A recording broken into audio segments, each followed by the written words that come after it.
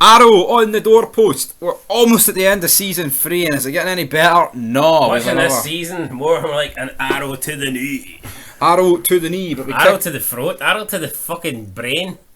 We kick off the episode with Daryl, Herschel, and Rick outside this like warehouse farm sort of area. Yeah, it looks like they're on like some sort of scouting mission. Are they scavenging? No, they're actually meeting the governor. And this looks so fucking phony. You've got Rick and Daryl, like I said, they're checking the place out. You've got Herschel in the car because he can't really do much else with his one leg. And then eventually, like, Rick just casually comes across the governor who's waiting for him inside. It's like, I mean, this could have so easily been an ambush or a trap. I don't know, it just looked weird to me. The last time we seen... the last thing we seen in The Walking Dead was basically Rick leaving his town when he was confronting Morgan. And then we jump straight into a sit-down meeting between Rick and the governor. You can't tell me that pacing-wise, this is good. Nope, it's an absolute disaster because how can this happen so quick and then... And what happened in the previous episode? They literally just talk for 40 minutes. How did the last episode end? Four clear? Aye. It was like the aftermath of the attack. Aye, Andrea goes back. So Andrea could have killed him. That's how it is. That's pretty much it. So it goes from... The last we really see from this is Andrea coming to meet the group. She leaves. Could have killed the governor. Then we get the Clear episode that just had nothing to do with the prison or Woodbury. And then you start this episode and it's basically a sit-down meet. And if that was the case, why didn't, during Andrea's visit to the prison, why didn't they have a scene where Andrea says, right, we'll set up a meet. We'll talk things out. Didn't even do that. To me, the pacing's well off. And another thing, right, we've discussed this a lot. This meeting is just fucking ridiculous, right? Because the governor basically wants Michonne, but in reality, he's going to kill them all. But he also says to Rick at the start, saying, "Oh, that was just a warning, a threat. I could have took over the prison if I wanted to." Now, if you could have took over the prison if you wanted to, and you're literally just saying this to Rick, then why didn't you? And two, right, if you're just going to kill them anyway after getting Michonne, you could just you could just do it anyway without this meet. What's the point of the meet getting set up? But the governor could have just killed Rick here, killed Daryl, killed Herschel, and then went straight to the prison. With him a lot weaker. And just wiped the prison group out. Because as he says to Rick, yeah, your people are more battle trained, but he's got the numbers, and he's almost got about... I'd say... I remember they did a count not so long ago, and I remember... 77. And that was healthy or sub members. Aye. So add on the Crepits, you're probably looking at near 100. They outnumber them 1 to 5, or 5 to 1. I mean, that's been generous, I think. Yeah. And that's probably closer to 1-6, I would say. Right, so we're looking at like a 1 to 6 ratio, right? And I think the governor's right. And all he basically says is, "I want your people gone. I want Michonne. If you don't give me that, but I'm going to whip your ass." Andrea comes in, tries to lay down the law. Rick says, "Fuck off." The governor's like, says, "Double fuck off." I brought you here to talk. And governor's like, "You're in no position to make those demands." So I kind of like this. Basically, the governor was like, "Andrea, look, let the grown-ups here, let the men speak." And Rick didn't even like try and kiss Andrea's ass here. He basically just backed the governor. It was like they came together over their their displeasure of Andrea being in the room. Andrea's trying to run the law here and tell them how it's going to go. We need to work together. Enough people have died. And they basically just tell Andrea, "Look, shut your mouth. Get back to the kitchen. Me and Rick's going to sit down and talk about this." Well, the governor had a gun sellotaped under the table. Now, he could have used it at any moment, but decided not to use it. But no, it gets me, right? You can't even say it's for self-defense, because if Rick draws his gun, he's not grabbing that before Rick shoots him. So this was literally only there to use to kill Rick, and he didn't even do it.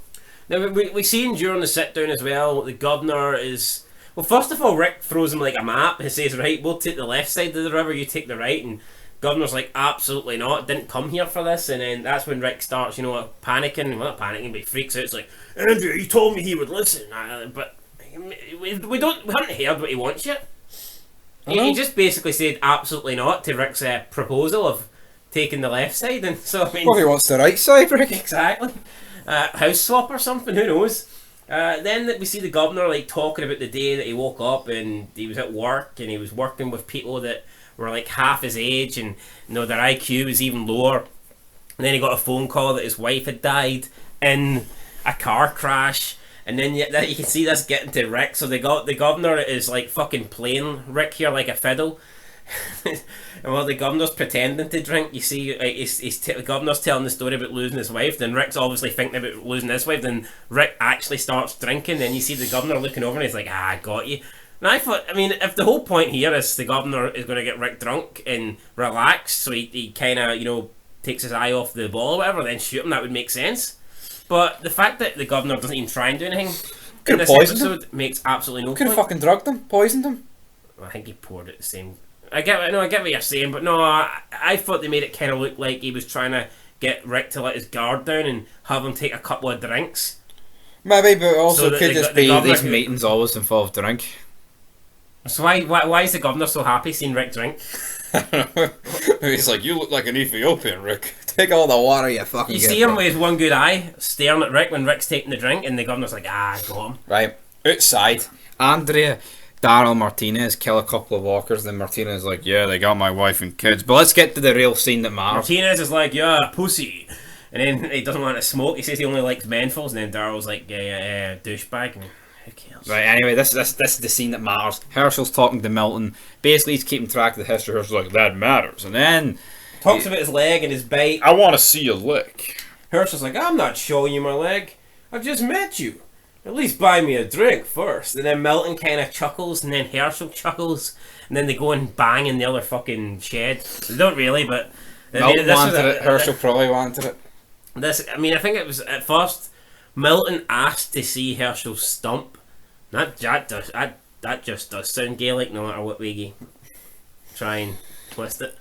Yeah, I mean, if Aaron was sitting next to me in season 5 and said, I want to see your stump, you'd be turning around and hitting him with the Negan baseball bat, wouldn't you? Like, you'd be like, get the fuck away from me. So, but again, I mean, Herschel's like, I'm not saying the dialogue that Herschel used, right, could have potentially been funny, but you just need someone with a bit of, you know, like you said, Merle with his arm could have did something funny there. Yeah, imagine see if Merle's saying this here, it would have just come off as funny. When Herschel said it, it's the tone that he said it in. Herschel's got like the one fucking tone. He's like It's like he spent 214 quid in slots and lost it. It's like you're trying to turn up the volume, but like the knob's broke and you just can't change it. That's Herschel in a nutshell.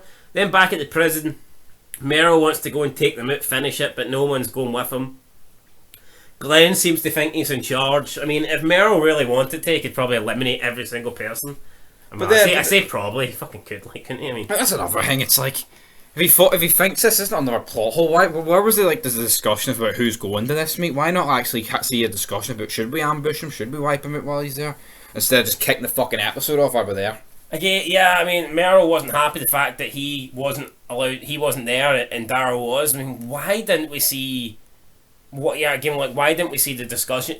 But no, they could have done. And also, last episode, Michonne and Merle can't be left alone, but yet this episode they can. With Glenn, who doesn't like fucking Merle.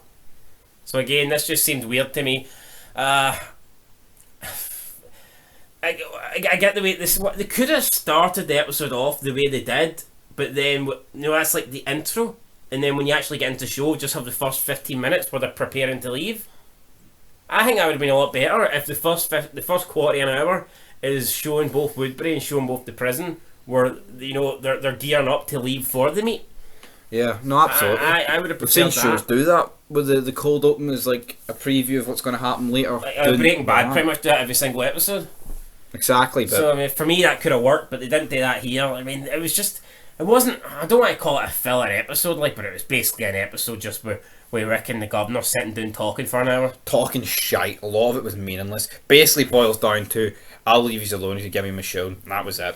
They walk out, they do their they drive off. Yeah, so like that's what the deal is, but then when Rick and the governor get back to their respective camps, I mean, I thought they were both lying here, but in fairness, like the governor is kind of telling his people, apart from Andrea, what he wants. He's like, you know what, we've offered Rick a fake deal here, but as soon as he turns up, we'll kill them all. Whereas Rick goes back to his group and he tells, whether he knows or not is irrelevant, he tells his group something that the governor didn't say. He says that the governor wants them all dead and the governor wants the prison, which is not what the governor said he wanted. The governor said if he gives them Michonne, he'll let them all live. Now, Rick seems to at least somewhat believe the governor or trust him, because he does say to Herschel at the end of the episode that he is considering doing it, because he thinks there's a chance that if he does it, the governor will leave them alone. So, See another thing. I get that he can't really say, maybe he can't say in front of Michonne, well, actually, he wants you. I mean, I get maybe he But no, can't it's say stupid, that, right? Merle knows the governor. Merle knows. Merle knows. Oh, you hand over. That is stupid, because Merle said it a few times now. He said it in the previous episode 10, and then he said it in this episode that, you know, the governor's just not going to let us live. I mean, what is it? Remember Merle in episode 10 says exactly how the governor's going to do it. He'll leave. The Audrey's going to kill people, and he'll leave Rick for last. I know. He said to Herschel, he'll kill your daughters first. So I mean, Merle's sitting there listening to We're like going to war. it doesn't make any sense. But then again, I suppose he tells the group that what he wants, so maybe that's why Merle believes it, if you think about it. No, but even Merle says at the time, he's like, should have went and killed him, and walks past like Glenn, Maggie, and all, who were totally against it. But I mean, Michonne was like half up for it, and then it's like, oh, Andrea could get hurt. Fuck Andrea. Why have you got so much loyalty to Andrea, Michonne? You fucking jobbed her out of a place at Woodbury and then fucked off. Didn't have much loyalty then, did you? That's it. But anyway, we've got to rate the episode out of 10, and I think it's a pretty standard 5. I was going to get a 5 as well. I mean, don't get me wrong, like the meeting, it did feel a bit big, you know. Rick walks in, the governor said, oh, Rick and the governor, they're going to speak for the first time, but did it really have to last an episode? And then like the fact that Andrea like tried to come in, it just was like... No, but this would be like in the Mayans, where you get the sit down in season 2 episode 8 lasting for the whole, and I would have fucking loved that, don't get me wrong. El Palo and Shibs, but I mean, yeah, it was too long. I mean, it was just too Yeah, like, why is a meet lasting this long? And they didn't get anywhere? And then you got Darrow and Martinez showing off outside. I think Andrea called it a dick measuring contest, and that's pretty much all it was. You know, it's like... Fucking go back to the Calvares, mate. Yeah, it's just stuff that we didn't really need. I mean, we both thought season 3 was great. First time watching it. For me, I would say season 3 is probably... Where would you say season 3 is? It's probably the third best season, but that doesn't mean the rest are fucking good. It's an overrated show, I'll tell you that. Because I tell you what, I think the finale's shite. Yeah, it's fucking shit. So we've only 3 more episodes. 3 more. 5 out of 10. Till then, Bret Hart would approve.